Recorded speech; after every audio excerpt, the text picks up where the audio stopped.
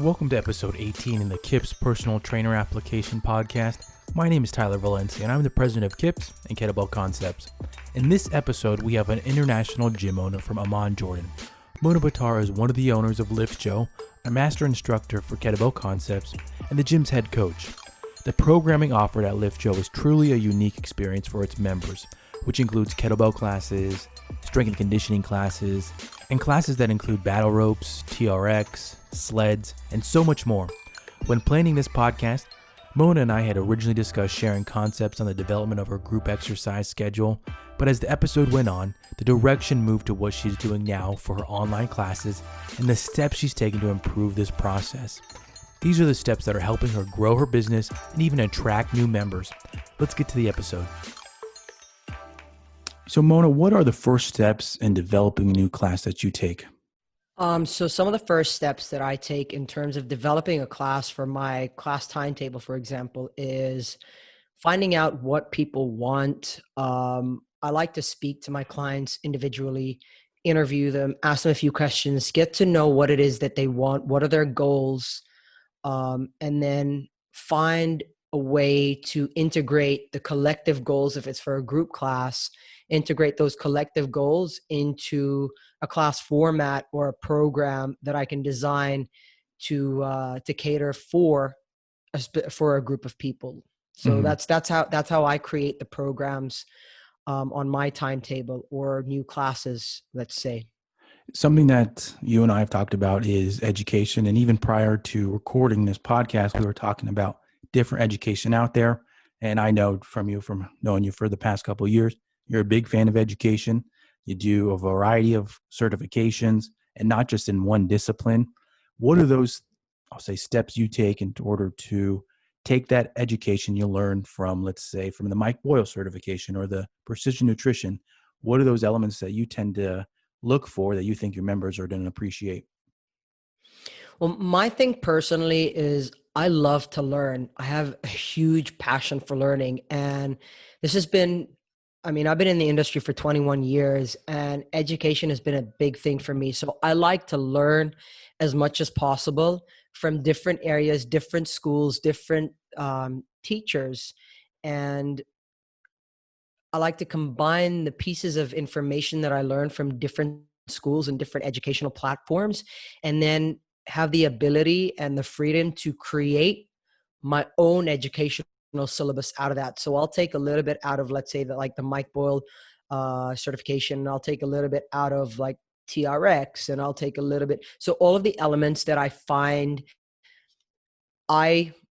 myself bought into, but also I find that respond directly to people's needs in general. And I create like a syllabus or an educational syllabus platform that I can then recreate into the classes. So education is a big part of my coaching business and the classes that I create. It's, my biggest goal for my clients is that I have the ability to educate them while coaching them to a point where I'm enabling autonomy for the client, so that ultimately, if they were anywhere in the world, traveling somewhere, they have the ability and the confidence to know that they can put together a sound workout that they can perform safely, effectively, and efficiently that aligns with their goals. And one of the unique factors of your gym and your business that I've seen on social media is it's not just quote unquote traditional classes. I have seen that you do spin, but you have TRX, you have battle ropes, you have sleds, you have just an assortment of items that you incorporate in the classes. With creating your class schedule prior to, and then this is important to bring up in terms of when at the time of recording this, we're in the middle of the COVID pandemic. So things have, of course, changed. But with the offerings that you have, what are those most popular ones? So obviously with the whole pandemic and having had to pivot online so quickly, and, we went into lockdown pretty early. We were one of the first countries to go into a full lockdown. So accessibility for equipment was pretty challenging for clients. And so I'm going to start here and then work backwards into the gym. Yeah. so accessibility was a big thing. So the first thing that we did was we loaned out all of our kettlebells to our clients that wanted to continue training with us online. And that's Nice. highly due to just the versatility of using the kettlebell. I mean, you've got a kettlebell, you've got a whole gym, right? Mm-hmm.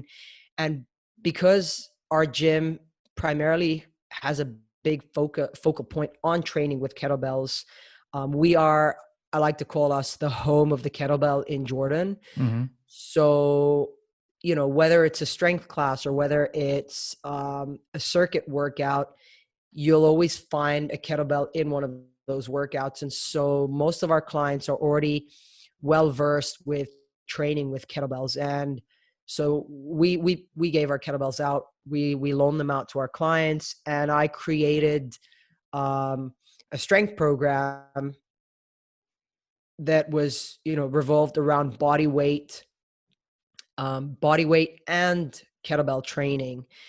And so in the gym, we also had like a combination of like a boxing conditioning workout, but obviously with no access to bags, kick bags and punching bags and stuff like that.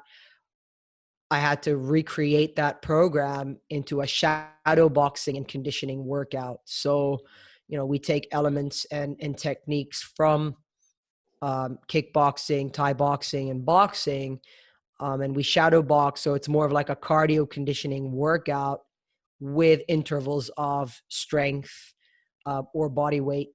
So strength using kettlebells or body weight training, but also having to create a whole library of exercises with no access to things like barbells and so on and so forth.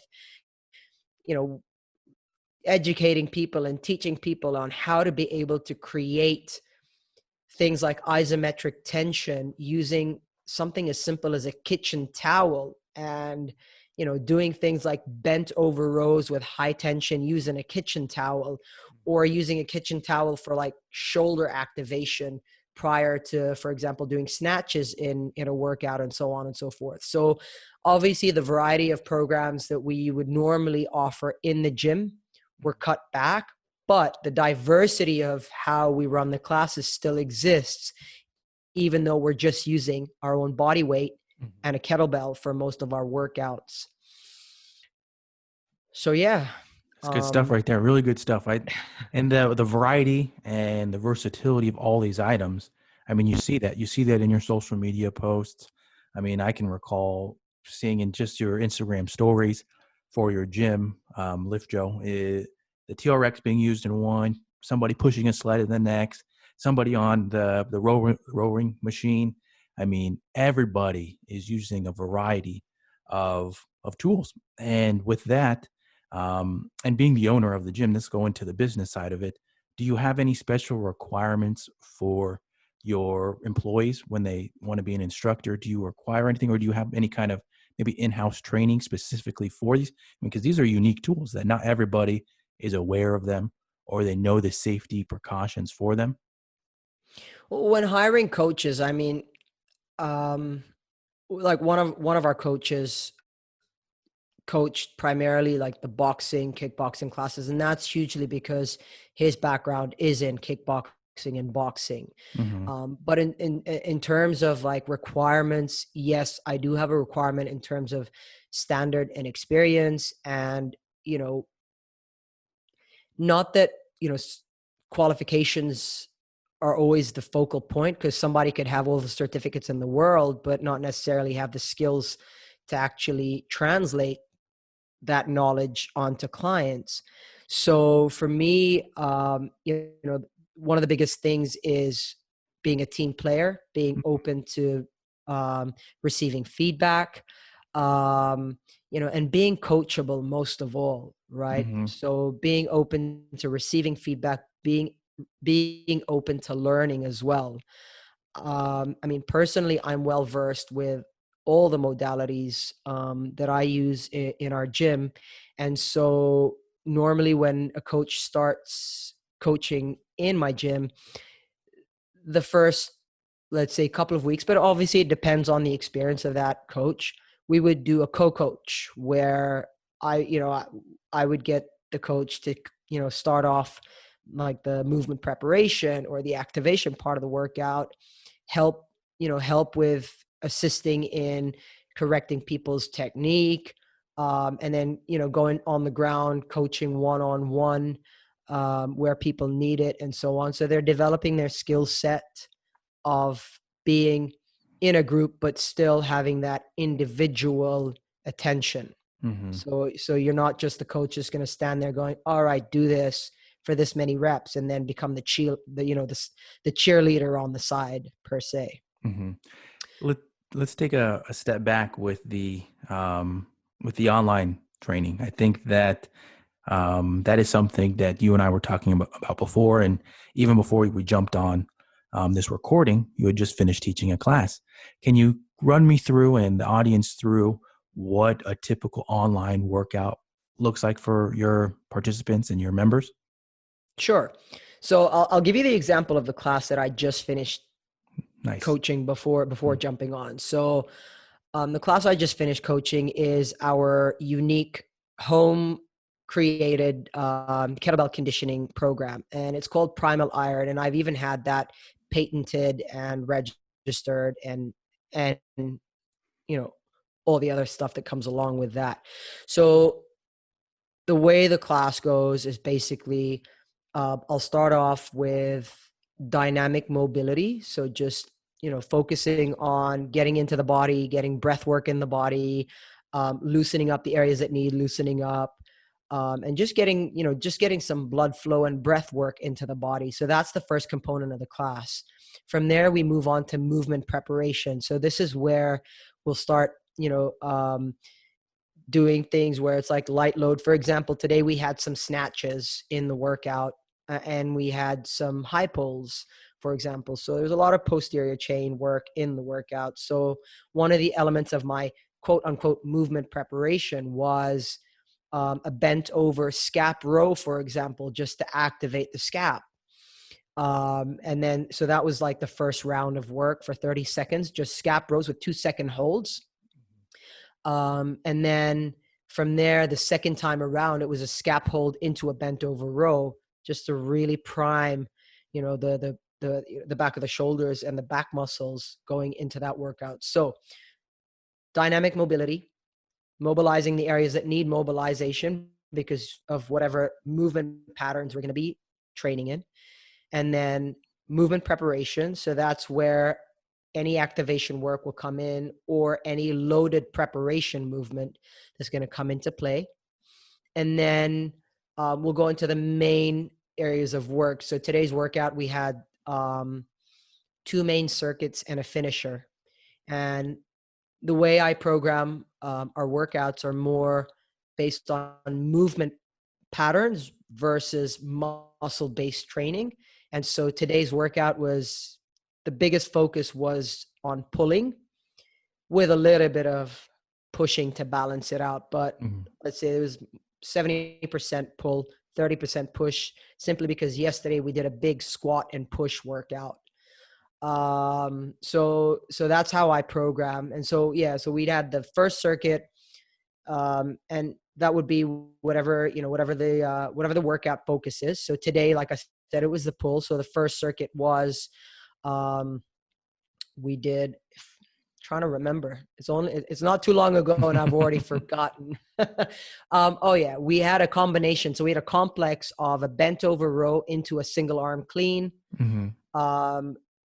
supersetted with a set of explosive deadlifts, 2 arms on the bell, right? And then we did that for 3 rounds of work. So you'll see now how the workout progresses into the second circuit. So the first circuit, we had bent over rows and cleans, and then explosive deadlifts. So then the big circuit is our second circuit of work. That was the main circuit of work, where we had snatches. So you can see the bent over row, the clean is building into the snatch. And it was vertical style snatches. And then some push-ups to balance out the push with the pull. And then of complex of like a high pull into a reverse stepping lunge. So just incorporating some of the other movement patterns into the workout.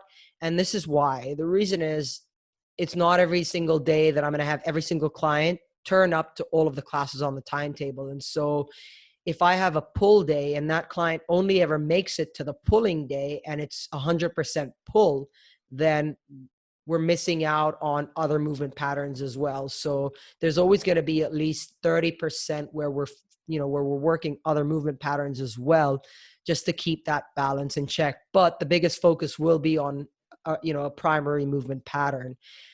And then the finisher is where we'll get into some metabolic conditioning towards the end of the workout. And I always finish off with some decompression work.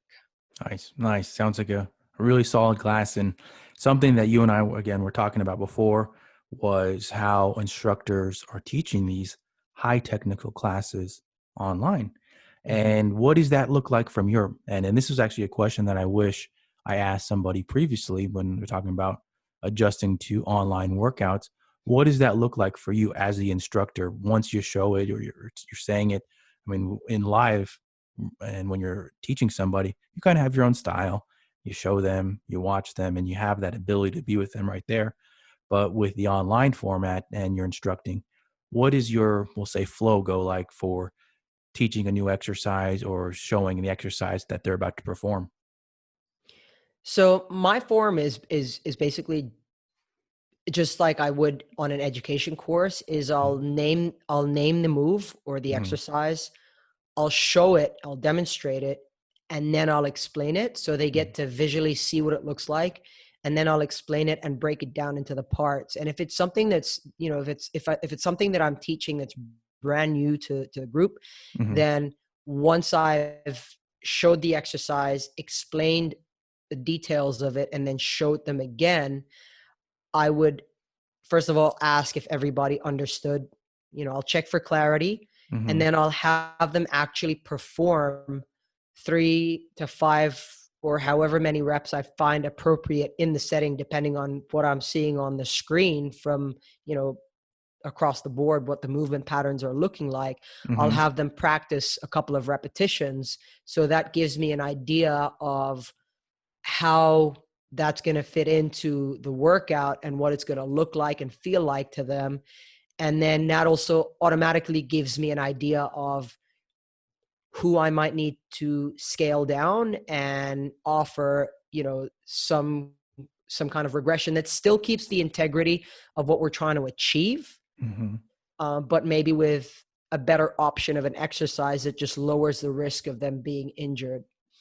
And obviously with being online, one of the biggest bonuses, even though we're not live with our clients in person and we can't really touch them and adjust certain positions, is that we have the ability to check everybody at the same time on one screen, as opposed to being in the gym and, and sometimes having to start running back and forth from one end of the gym if you don't really have like a systematic approach to how you approach the group in a live setting. Mm-hmm. Then that could quickly become like a headless chicken running around back and forth across the gym floor. Whereas on the screen, we have a big bonus here where I can see everybody at once. I have everybody's microphones muted. My microphone's the only one that's on, so Mm-hmm. everybody can hear me. Nice. So yeah, and I, generally and ideally, I ask people to set because obviously everybody's on Zoom, right? So I ask everybody to set the view on their screen to the speaker view, so they see me, on the big screen. Obviously, if they choose to see everybody as a gallery, that's their choice. But I advise people to have the speaker, which is me, on their screen so that they can see everything clearly. Of course, lighting is a big thing. So having, I'm very particular about how I set up my laptop in different times of day. I have enough lighting in my apartment, to make sure that if it starts to get dark when I'm coaching my evening class, there's still enough light that people can see me clearly. Mm-hmm. I connect my laptop to my TV screen so then I can see everybody in larger view so that Mm-hmm. I'm able to correct people. So yeah, that's how I Nice. do it. No, and It's good that you mentioned those little details in terms of what you want the class participants, how do you want them to set up their computer to keep them focused, keep them organized. I mean, we're still going to see those types of, we'll say, in a class format, you get those people that they wander off, they're distracted or whatever that might be, but still taking those precautions, those professional steps as an instructor to make sure that the experience is as best as possible. And that was also another key item that you and I were, when we were catching up, was those things that you're investing in as an instructor in order to provide a professional service. And one of the great things that you had mentioned is that even when potentially where you are in the world, that once things do go back to normal, there will be a component of online just because of the, I'll say, the efficiency of it, the ability to reach people across the globe and not just in your local market. And a key factor of that is the professional aspect. What are you doing with your lighting? How are you organizing the class? What are the settings that you're making sure that each participant has?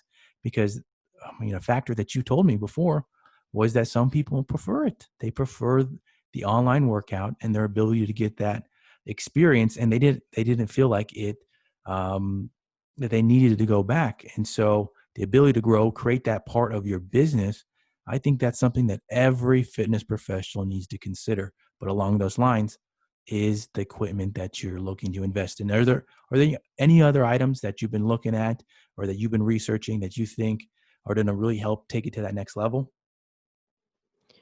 Well, I mean, sound quality is key, right? Because, and this is something that I'm facing right now. Some days I'm at my business partner's apartment and sound quality is just a little bit better because there's a bit more furniture in the house. It's absorbing a lot of the echo and Mm-hmm. so on. But in my apartment, because it's just me and my dog, in my living room, I barely have any furniture, and I've got tiles, and I've got a high ceiling, and I've got a lot of reflective surfaces like windows. I've Mm-hmm. got lots of windows in my apartment, and so the sound quality when I'm coaching a class from my apartment is just so much different because I'm using the microphone on my laptop directly, right? Mm-hmm. And there's just so much echo that even if I want to play music, because music is another factor, like I'll play the music off of like an external source, like a JBL speaker or something. But when I'm coaching from my apartment, I have to turn the music volume down not much more because of the echo. So then it's like my voice and the music and the echo is just a lot of sound clutter. Mm-hmm. So sound quality is a big thing. Yeah. We were talking about this earlier as well. Having a high quality camera Mm-hmm. would make miles of difference in terms of like visibility and especially like there's so many things that with just using the laptop, like with using my laptop, I've had to actually change some of the lighting in my apartment. Like I've literally had to hire an electrician Mm-hmm. to change some of the lights so that I have more light, brighter light for the evening class. Yeah. During the day, it's great because I've got a lot of natural light that comes into my apartment, so that's great. But then, I have to have like a little spotlight that's like down by my feet, Mm-hmm. and then I have to have another spotlight that's like focused on the rest of me, just in case I run into the evening and it is starting to get darker when I'm coaching like the 7 p.m. class, for example, right? So investing in like a decent quality camera would be a huge factor, especially if somebody's thinking of, continuing with online stuff. And from my experience so far, and with a lot of client interviews that we've been conducting, my business partner and I, is before COVID-19, people wouldn't even like a lot of people couldn't even think or fathom the idea of training online. With COVID-19, that's changed. People's psychology has changed around training online. Mm-hmm. Um, you know, a lot of our client interviews are based around people are enjoying being online because of the convenience factor. It's just that much more convenient. Mm-hmm. I imagine people across the globe have become more and more aware of how important it is to have a designated area in your household to train from. It doesn't Mhm. have to be fancy or big or anything, but just an area that you know you can escape for, 30 minutes or an hour, however long, and just have like some basic equipment that you can use.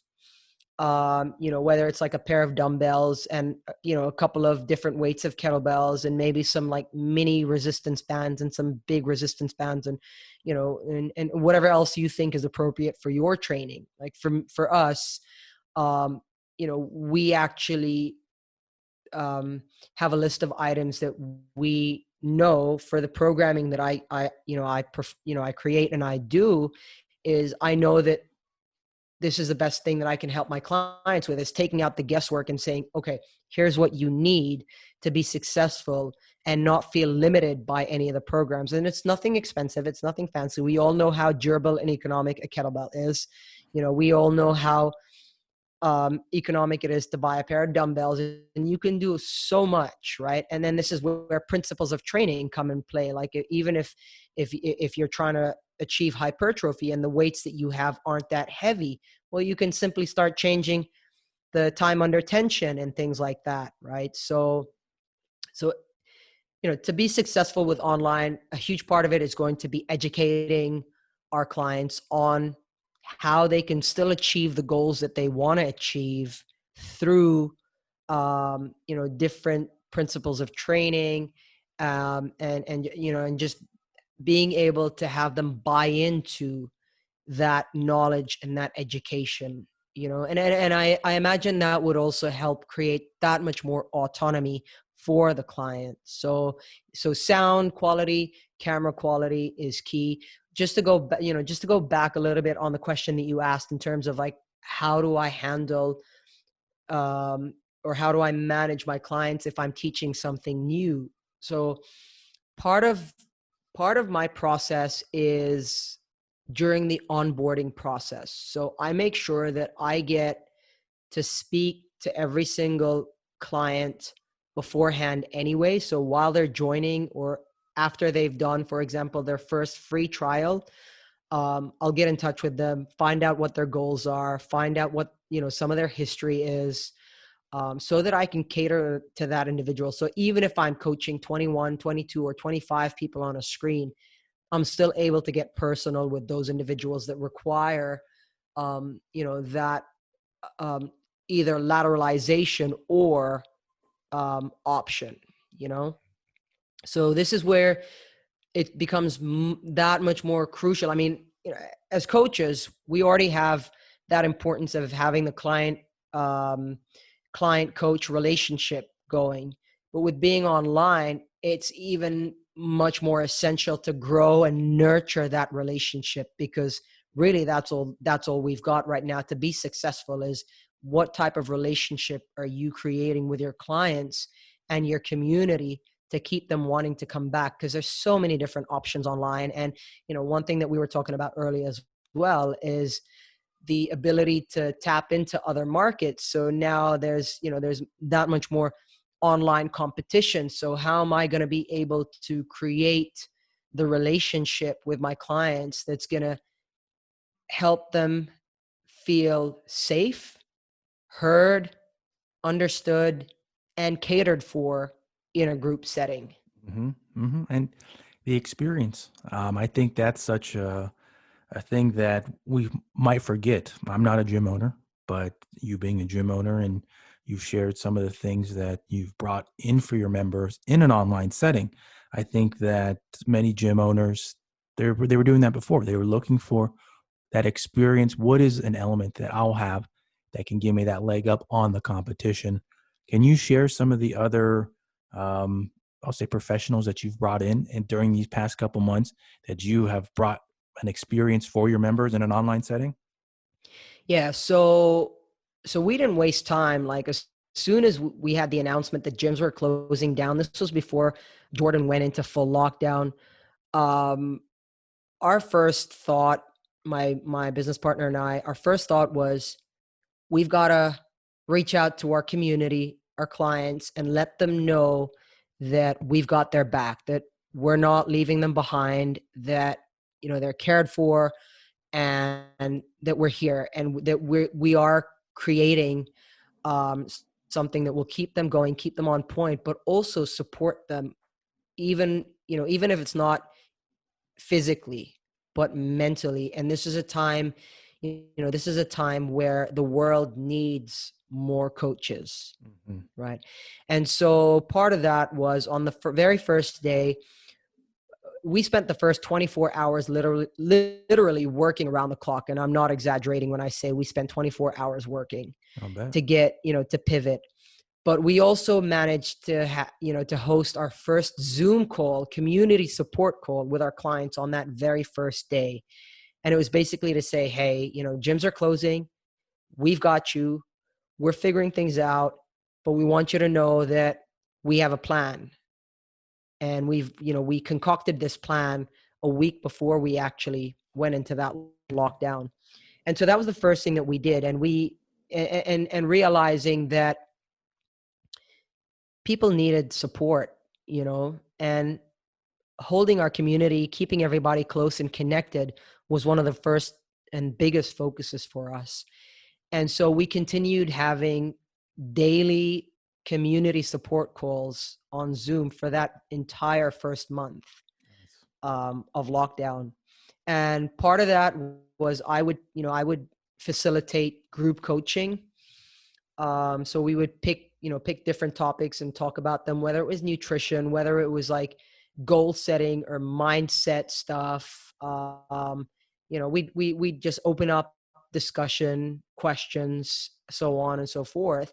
And then I had guest speakers scheduled every single week. So we had one guest speaker every single week from a different country join in our community calls and support our community. So, for example, one of our guest speakers was an advanced practitioner in like the Wim Hof method of breathing, and he actually spent about 90 minutes with our community, Wow.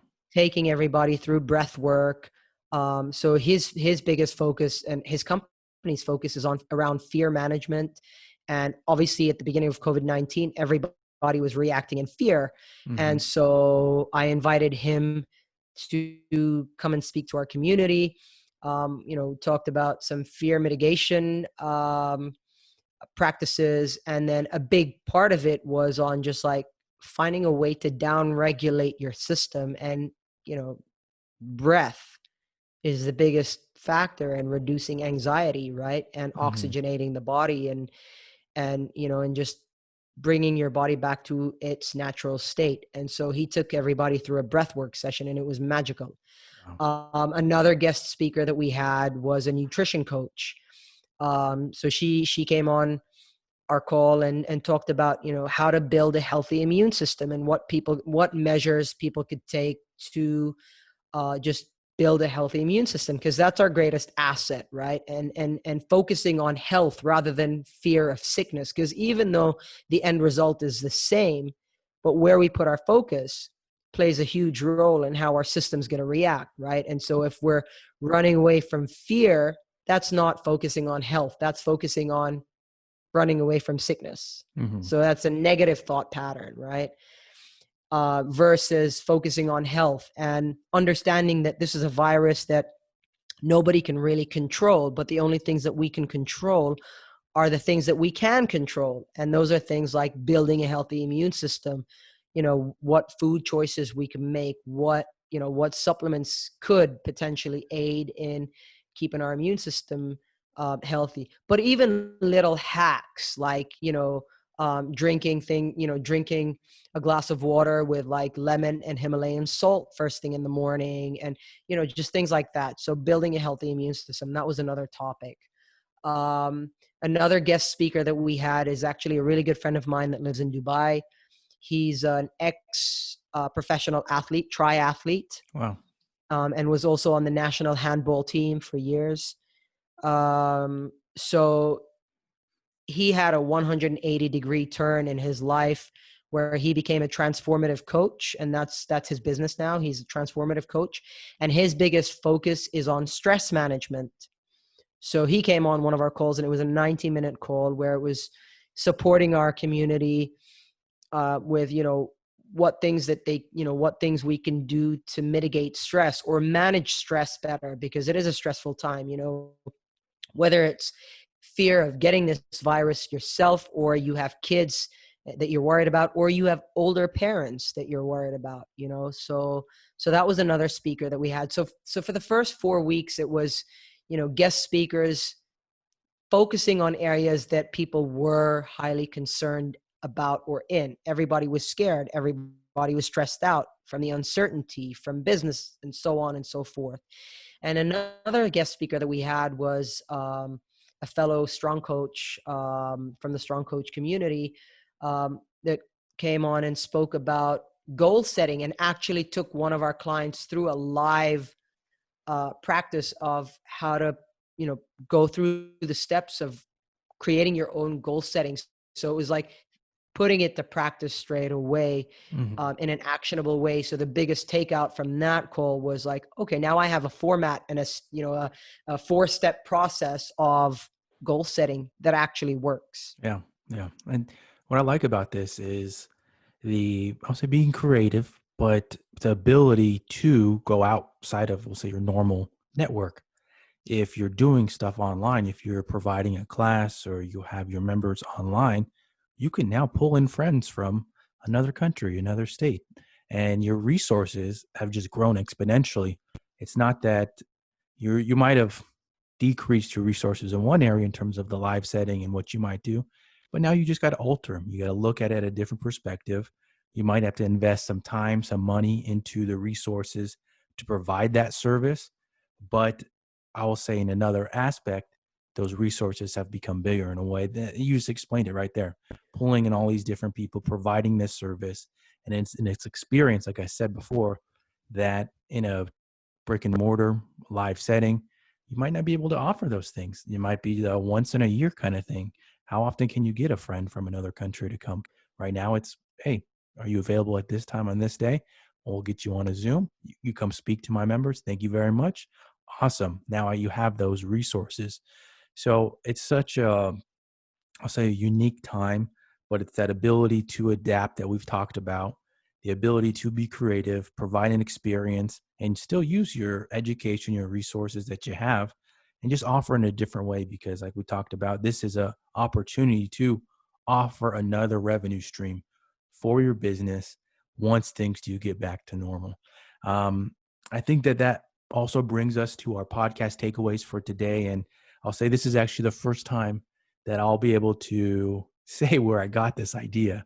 So a couple episodes back, I got this idea from a gentleman that I follow on Twitter. I think it's Iron Cowboy. He did 50 triathlons in 50 states. I believe it was consecutive dates. I watched the documentary quite a while ago, follow him on Twitter, and he was asked about 3 lies in triathlon training.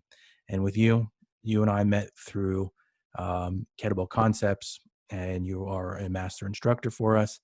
And so the areas that we know and we talk about, they go in and out of fitness and business and all that kind of stuff. And it'd be really great for you to share what are 3 lies that you have encountered in the fitness industry. And these vary between each individual, but the 3 lies that you've encountered. I'd say the first one that comes to mind is that deadlifting and squatting are bad for your knees and your back. And again, this goes back to coaching. I think a lot of coaches put a lot of emphasis on coaching the actual exercise, forgetting that we're actually coaching people. It's not about coaching the squat or the deadlift. It's about coaching that individual Mm-hmm. how to squat or deadlift. And so that's one of the biggest lies, I is that like it. squatting is bad for your knees. Because think about it, right? Every single person on this planet goes to the toilet how many times a day? Aren't they Mm-hmm. squatting? Yep. But it's just the ability to coach them on how to do it better and more effectively and more efficiently. Mm-hmm. Same thing applies to deadlifting, right? And this is an area that's huge for me, especially that I suffered a really bad back injury back in 2011. And I was told by 7 doctors that I would never be able to lift or deadlift again. Hmm. Right. But it's, it's retraining your neuromuscular system on a movement pattern that maybe you've got limitations on, and it's just really progressing that individual in the appropriate way to deadlift safely, because everybody has to deadlift. Like, even if you have to pick up your child off the ground, you're deadlifting. Yep. So that's one. Another one is around nutrition. So, with the rise of bodybuilding from back in the day and so on, so there's always this like conversation amongst bodybuilders, and that trickled down into like, mainstream fitness is, oh, your carb timing, like you've got to eat your carbs right after the workout, or you've got to have a protein shake directly after a workout, because otherwise you're going to, oh, God forbid, you're going to lose muscle mass, right? So that's another myth, because at the end of the day, your body doesn't really know you're having the carbs or the protein shake right now. So long as your nutritional intake for the day is adequate to serve the purpose of whatever goal you've got, then that's all that really matters. Right. And the other thing is, and this could be quite controversial, but it's about having evenly spaced meals throughout the day. Right. And, if we think back to our ancestors could have gone an entire day where they'd have one meal and they were still built pretty solid. Right. So again, this goes back to energy balance, and just, so long as you know that you're getting all of the required nutrients, however you decide to split them up around the day doesn't really matter. What will matter is how you end up feeling. That's the difference. Oh, yeah. So whether it's carbohydrate timing, or whether it's spacing out your meals evenly throughout the day, it's, if you end up having all of your calories in one meal, that's okay. But it's like, how's that going to leave you feeling versus if you were to space them out? So those are my 3. Those are good. Big things that come to mind. Yeah, I would say that those are pretty common things that you encounter in that first year of being a personal trainer or a fitness professional, is about squatting, deadlifting, nutrition. And the way that I'll say someone progresses through them is once they understand what individualization is, and it depends, and being able to knowledgeably say it depends and explain why it depends to a client. I think that's such an important thing right there. Mona, it's really been great having you on the episode. Can you make sure to share your social media platforms and your website information? Yeah, so our website is www.liftjoe.com. So that's lift, L-I-F-T, Joe for Jordan, J-O.com. And our Instagram handle is the same. So it's at lift.joe. On Instagram, I'm coach_Mona, M-O-N-A-B, for Bitar. That's my surname. And then on Facebook, it's Mona Bitar, and my gym is Lift Joe. Also, for anybody that's interested, we're currently offering 3 free class trials for anybody that wants to just experience something different or something new. They can just get in touch, DM us, or visit our website and put their details in there, and we'll contact them straight away and with a timetable and book them in for 3 free class trials. Awesome. And I would say that that's such even a great opportunity for fitness professionals that have the ideas of going online and they want to see how somebody is really executing it to a high level. I think that's such a great opportunity for them. Mona, thank you for coming on the podcast. Shared a lot of great stuff. And I will say that this episode even took a different path than we had originally planned, but it's very relevant to what's going on right now. And there's information here that a fitness professional can unpack and utilize right away, which is the goal of this podcast. So thank you again. Thank you so much, Tyler.